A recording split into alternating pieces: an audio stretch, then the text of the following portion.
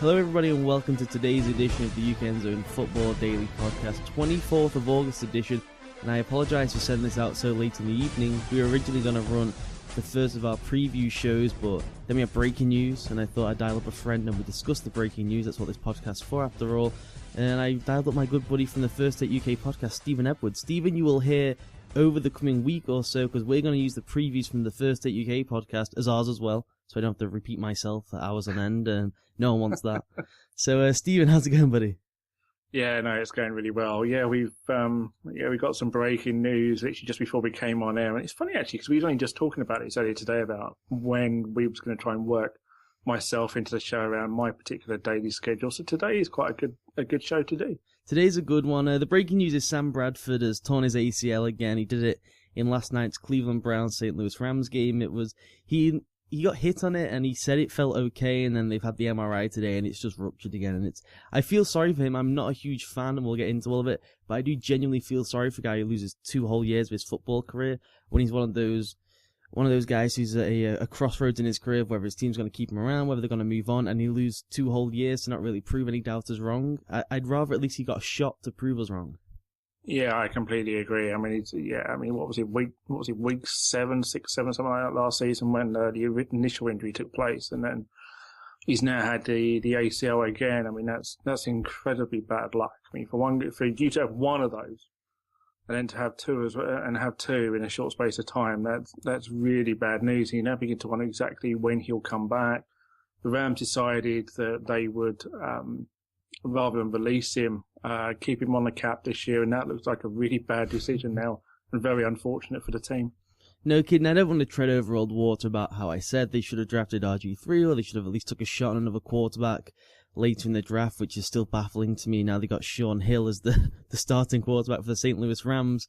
I've drawn up a list of guys that either you're going to have to give up an asset for, or you're going to have to sign as a free agent. Some of them are pending cuts, and some of them are going to be cut. Some of them may not be cut. Some of them aren't even in the league or even under the age of 50, I think. So I think we should run through the list. But before we do that, I'm out there with the Sam Bradford thing. I was never sold, and I liked him a little bit coming out of Oklahoma, but he never had the arm strength he needed. I got that he was a Heisman Trophy winner. I got that he was the runaway number 1 pick. I understood all that, and so it was worth the punt. I just didn't like it. And I've not liked him since they changed regimes. They should have moved in a different direction. But what's your feelings, and where do you stand on Sam Bradford? It's difficult, isn't it? I mean, I've not necessarily been his biggest fan. I felt that the Rams should have cut their losses, probably going into this season. They should have drafted RG3, but that's by the by, unfortunately. And now they're in a situation where that they just haven't got anything now, because they not only haven't got Bradford for this season, but I would really now look at what I'm going to do going into next season. And when you've just got a guy who's come on the back of that, you've then got to start from scratch again. So you kind of put yourself back 3-4 years now, in some respects, trying to find that next quarterback, and you're going to have to try and get them out of this particular draft. So yeah, I'm not sold on the guy. It's incredibly bad luck, but yeah, I don't know if I'd move forward with him as my quarterback, even if he was healthy, to be completely honest with you. The issue with Sam is that he's so teasing and tempting, and I mean that in the straightest way possible. I really do. You look at how he began his career, he had 18 touchdowns and 15 interceptions, so that's a regular rookie season, you'd say. And then you hope he slashes the interceptions in half and adds a couple of TDs. Then you get a 6-6 year with injuries. Then you get 21-13, which isn't too bad. He's added the touchdowns to the first year and took off a couple of interceptions. Then last year, when he suffered the injury and everyone was doubting him, he actually threw 14 touchdowns to 4 interceptions with a high completion percentage as well. And when you've not got the arm strength that you need at this level, all you can ask someone to do is just run and gun, complete the short passes, take shots when they're open downfield, so you get those breakaway touchdowns and you complete a high percentage. And although he doesn't do it often enough, he did do it at times to at least pad some stats. So he tempts people. I can see why he tempts the front office. Yeah, no, I completely agree. I mean, last season, who knows how the rest of that season would have worked out. I mean, he had a career-high quarterback rating of 90.9 at the time of the injury. I mean, we don't quite know how that would have finished out. I mean, it's a very, very tough division that the Rams play in anyway. And going up against some of those defenses in that league, in that particular division, so it would have probably come down. I think we can say that. But, you know, he gives you just enough. He's one of those guys that you think, well, he's not like say a borderline star, but he's going to be a starter around the league. But he doesn't show you enough consistently to be a guy you think, okay, he's my rock solid number one guy. So you end in some respects. I think you probably had to bring somebody else in there to compete with him and see how that particularly works out. But they haven't done that. They've just gone with him. And to be completely honest with you, it's partly their problem. They're now in this mess because now they've got to move forward and decide exactly how they're going to go. I mean, on the back end of this injury now, he's going to be 27 years of age. Mm-hmm. He's lost almost 2 years. And you've then got to think about exactly how he's going to be when he comes back. I think you've got to cut your losses now and move on. And I don't know, is his contract up? I guess it must be. He'd be heading into year 5. His contract must be up, or at least cuttable, unless you say to him, look, Sam, you're going to have to take a crazy reduction here for us to bet on you. Yeah. And we're going to bring someone else in. So, yeah, I feel sorry for him in that regard as well. So they're at a major crossroads now as an organisation. They can either give up an asset to trade for someone, they can gamble on a free agent, or they can just tank the season and say, hey, look, we're in the NFC West. It's difficult to compete anyway. If we went 8-8, it'd be an incredible season, especially with no Sam. Do we just throw the towel in? I don't think they're that sort of team. No, and the difficulty as well is that the fact that their defense will keep them in games. Mm-hmm. And that's one of the issues they've got. It's always when you look at tanking, you think, well, look across the board. Have I not really got any talent across the board? Or I've got a few guys there. Maybe I could maybe move another guy on and really try and do a really good tanking job. This isn't like an NBA team where you look at 5 guys on a court. You've got to look at various different parts across the franchise as a whole. And I think it's a lot more difficult to tank in the NFL. And as I say, I think the Rams defense will keep them in games. So in that respect, I think you've got to try and make a decision. Do you move ahead and look at the draft next year or look at free agency? So therefore, do you want to get a guy in just for a year? So then you start looking at a guy like a Mark Sanchez. I mean, obviously Philadelphia already said that they would be willing to listen to offers. But the thing is with Sanchez, it's the fact that he's played well for Philadelphia. His price is driving up week by week. Yeah.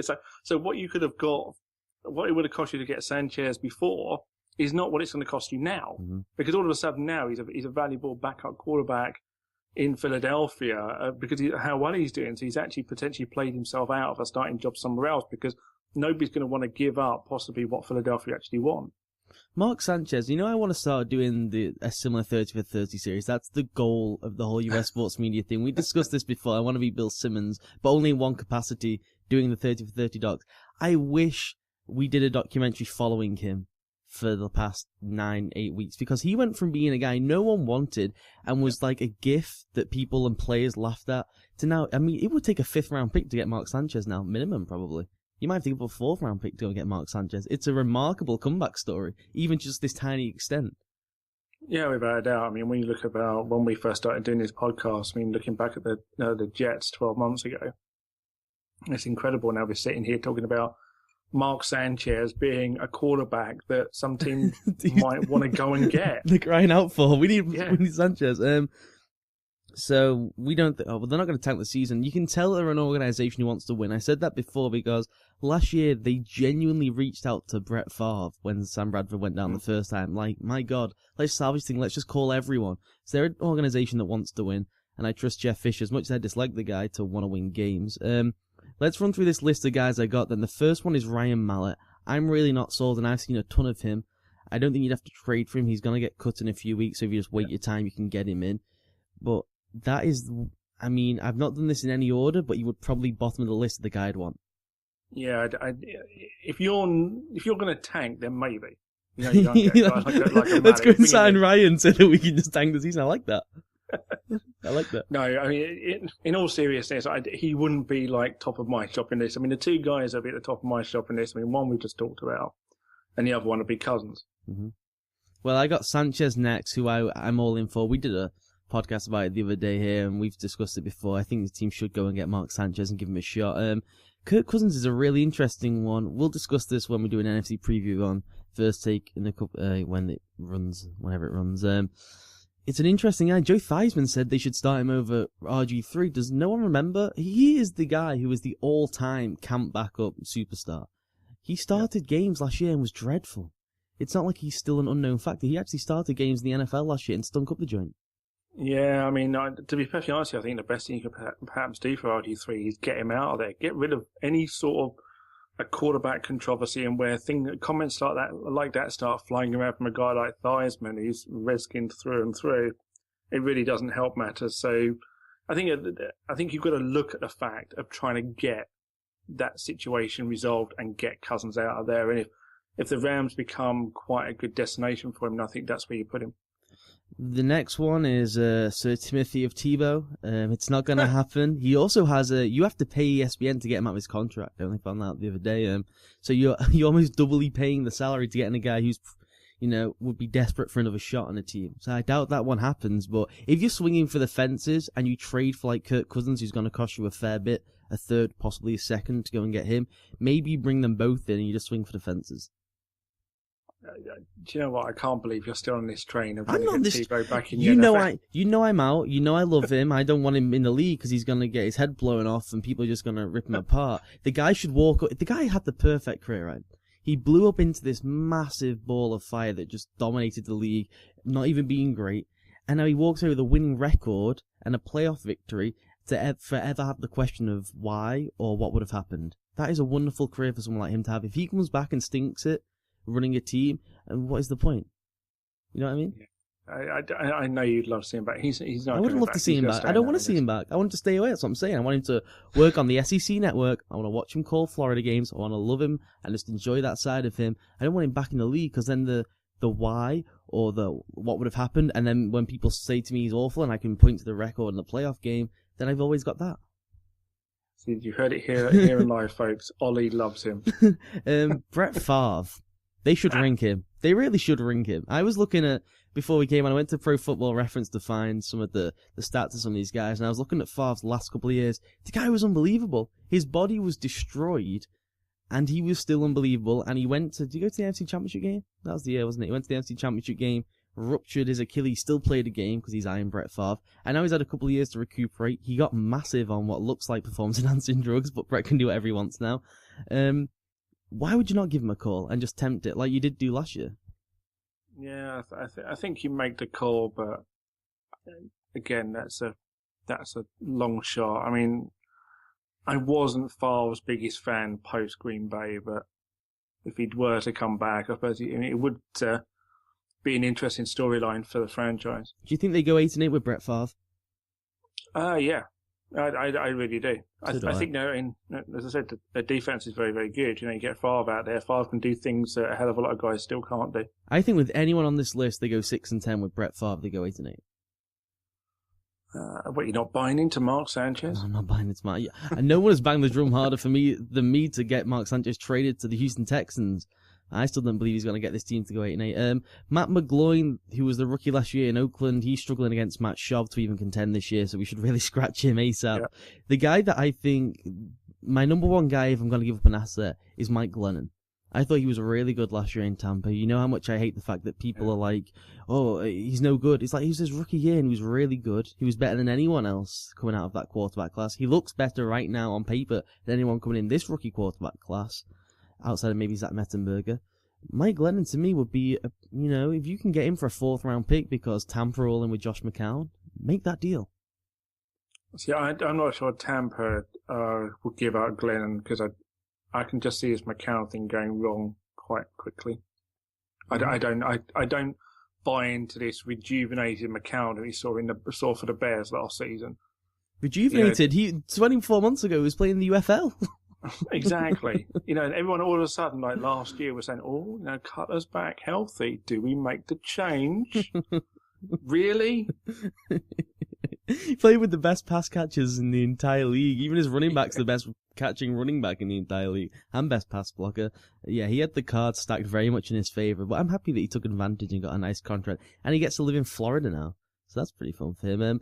Glennon would be the number one guy for me. And now I'm getting scathing tweets here because this is blowing up my Twitter feed. I sent this list out and asked people who they'd take. And because I forgot Kyle Orton, I'm getting like tons of abuse. Kyle, really? Is that where we've got to, where a writer forgets Kyle Orton when he writes this thing really fast, that he gets abuse? What is wrong with the NFL world? Obviously, you've upset Kyle Orton's family. I mean, Kyle Orton got beat out for a job by Tim Tebow, people. You just people are laughing because I will have mentioned him on this podcast. Tim beat out Kyle Orton. That's how bad Kyle was in Denver. There's a t-shirt that needs to be made up. Tim beat out Orton. I like that.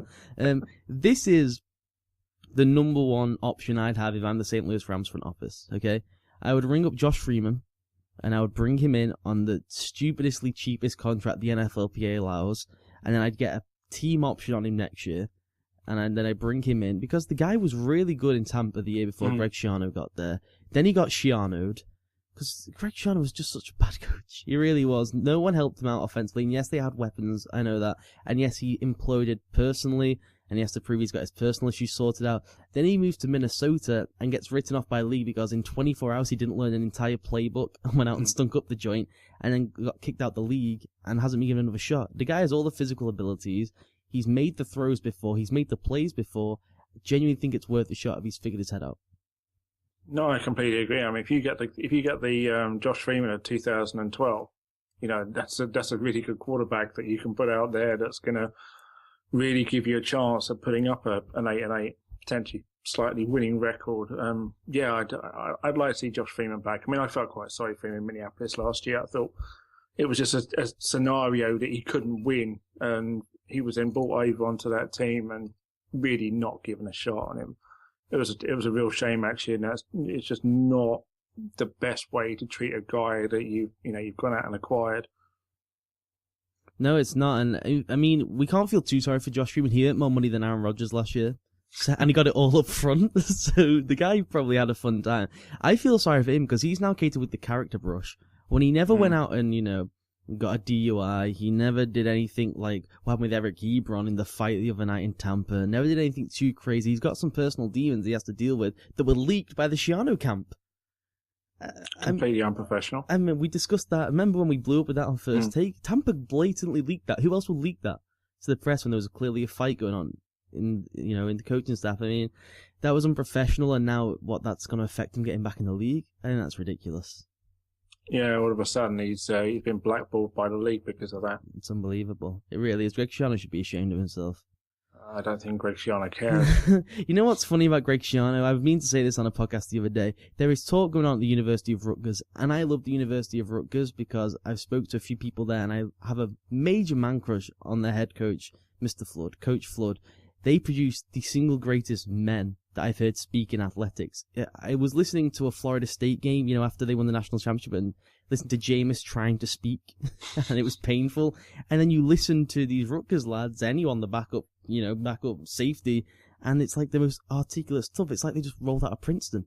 It's unbelievable. So I love that program. I know, apparently, and this is just rumors, Greg Schiano is trying to stab them in the back because remember he built Rutgers and he wants his job back. So I'm already getting annoyed ahead of time by something that probably didn't happen.